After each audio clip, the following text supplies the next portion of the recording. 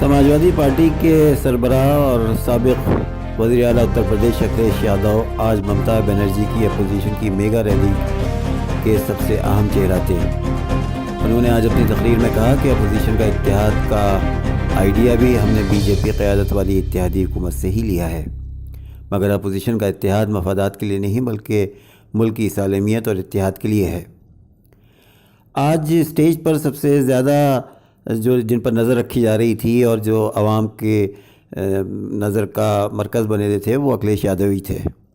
اکھلیش یادو نے کہا کہ اتر پردیش میں سماجوادی پارٹی اور بہوجن سماج پارٹی کے اتحاد کے بعد بی جے پی کے خیمے میں کھلبلی مچ گئی ہے، میٹنگ پر میٹنگ ہو رہی ہے، مرکزی جانچ ایجنسیوں کو ہمارے پیچھے لگا دیا گیا ہے، ہمارے اتحاد کو نقصان پہنچانے کی کوشش کی جا رہی ہے، مگر اب مودی کا وقت ختم ہو گیا ہے، انہیں سی بی آئی، ای ڈی اور انکم ٹیکس محکمے کے ساتھ اتحاد کرنے کا فائدہ نہیں ملے گا۔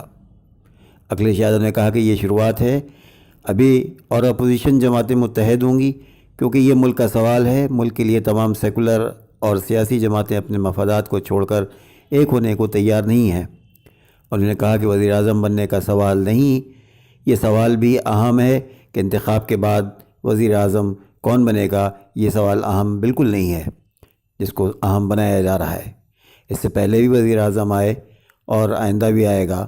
ملک صرف ایک شخص کو نہیں چلانا ہے بلکہ سب مل کر چلاتے ہیں، مگر مودی نے ملک کو ہٹلر کی راہ پر گامزن کر دیا ہے، اس کا نقصان ملک کے عام لوگوں کو پہنچ رہا ہے۔